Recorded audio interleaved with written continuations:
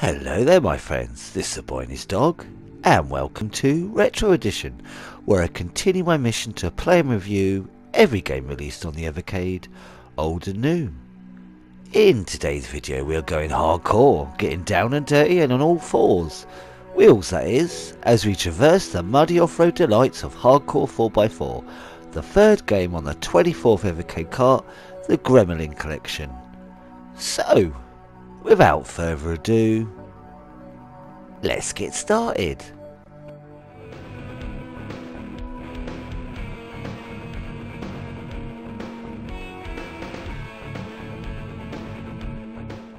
These 4x4 trucks are the toughest trucks man can build, and they're built to race the toughest terrain on the planet.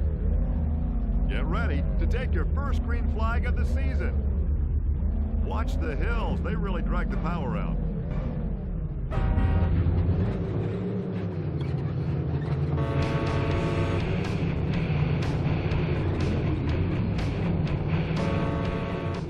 Face off against 5 other tough truckers on some of the toughest off-road courses you'll ever encounter. Beat the championship on extreme difficulty to get your hands on the ultimate truck, then use it to leave your opponents in the dust. Hardcore 4x4 is an off-road racing game released in 1996 on the PlayStation and also the Saturn I believe, and this is the PlayStation version we're looking at. Now I must admit, when taking my first butchers through this cart, this was the game I was most drawn to and had the most initial fun with. I have a fondness for early PS1 3D graphics, triangle polygons are my jam. But now, spending much more time with it, was it as much fun as I hoped? Let's find out.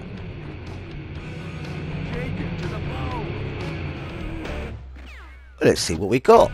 First off, there are only 3 game modes: single race, championship and time trial.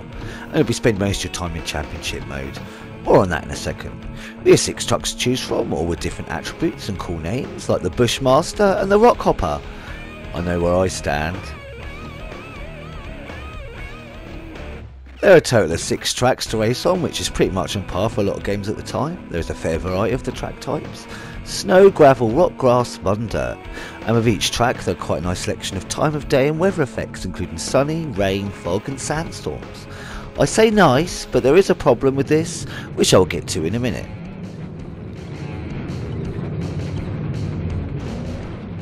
The models all look detailed enough for the time, and I adore the inside point of view with an actual dashboard, and you can see your driver turning the wheel when you do. Something Gran Turismo didn't add until 2 generations later. But to be fair, it's quite nice to drive in this POV, so novelty does wear off quite quick. There are a couple of outside views too. Some of the later stages I found the furthest away camera angle the best to negotiate the track. One thing I will say is turn down the steering sensitivity in the menu before you start racing, because damn is the default loose as fudge. What was a cool feature for the time is this game was the first to have vehicles of independent suspension, which basically means all 4 wheels respond independently to the terrain, which makes driving and bumping around the various terrain fun and feel more realistic.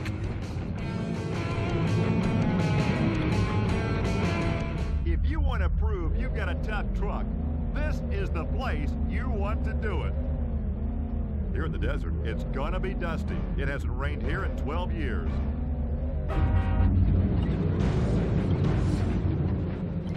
Though there are only 3 types of championship, novice, professional and extreme, you must play through each and unlock them in order, only getting a new truck once extreme is bested. But who needs a new truck by that point?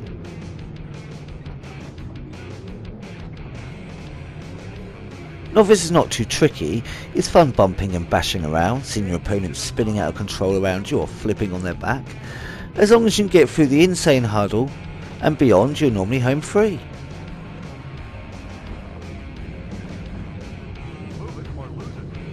However, go up a difficulty to professional and it's a different story entirely. There feels a significant shift between the difficulties, and it's on the second difficulty that the weather, time of day effects come into play.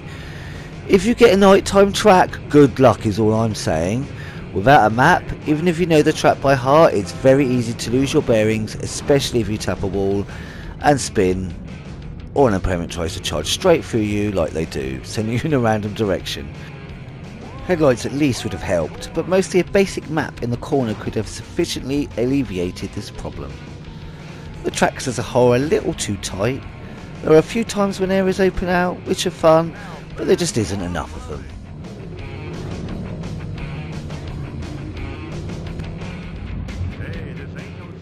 And overall that's about it. Beyond playing the tracks ×3 each on the different difficulties and racing around with a new truck you unlock, that's about it.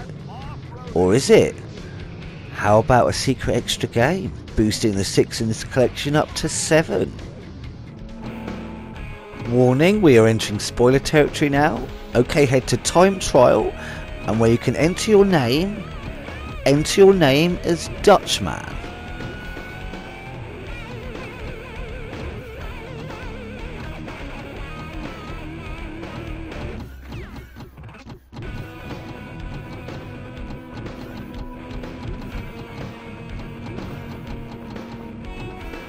Now a weird face will appear in the corner as you can see, and that's how you know it's activated. Now come out of the game all the way to the titles, go to the options and go all the way down to the credits. And voila! A weird, strangely more playable than you would think version of Asteroids called Roids. And if you follow my channel, even watched a video a couple back, you'll know I dig Asteroids. I will admit I had much too much fun in this game than I should have. It's a competent version, moves really well, it gets as proper chaotic like it should. And the faces make it trippy as feck to boot.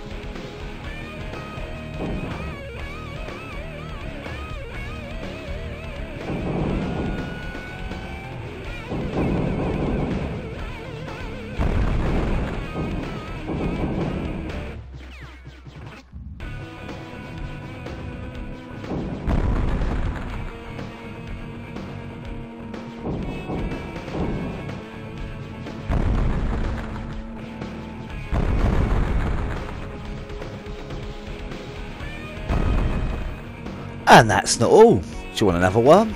We'll change the weather to severe. There we go, we'll do daytime. And then go back to name entry in time trial. And edit your name as Rainfrog.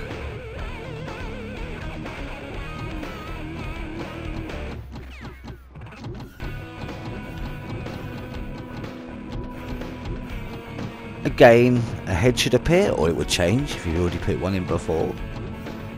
There you go. And then start a race, and lo and behold, it's raining frogs. Hallelujah, it's raining frogs. Sorry.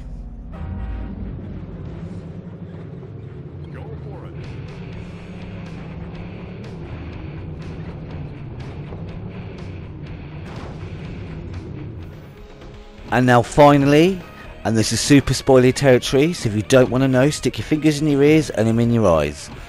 I guess actually don't. Maybe just close your eyes. Now this kind of makes everything redundant, but if you are really struggling to unlock the extreme, or you just want something to kick ass, enter your name as Mainline.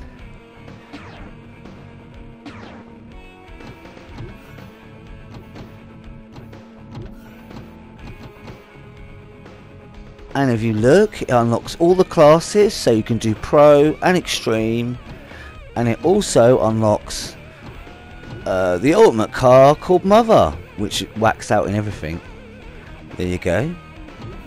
So it'd be easier to complete the championships to unlock the car that you use to unlock it. With frustrations and issues aside, I still had so much fun playing this game. It's just a bit fingers crossed whether you're going to get good weather, and whether it's day or night, and whether you can actually bloody see what you're doing. But if nothing else, it's our first proper 3D racer on the Evercade, and it easily shows it can run 3D 32-bit games, which only gets me more excited for what games we could get in the future. So while maybe not as great as I'd hoped it would be, it's still a right laugh bouncing all over the shop and seeing an opponent somersaulting over your head never gets old. I just wish there was a bit more to it. And if you've made it here to the end of the video, thank you very much for joining me. Please leave a thumbs up or a comment if you would like. Either way, I'm just chuffed you poked your head in the door to take a gander.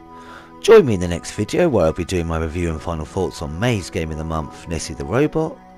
I hope you have an awesome day, my friends, and until next time, be seeing you.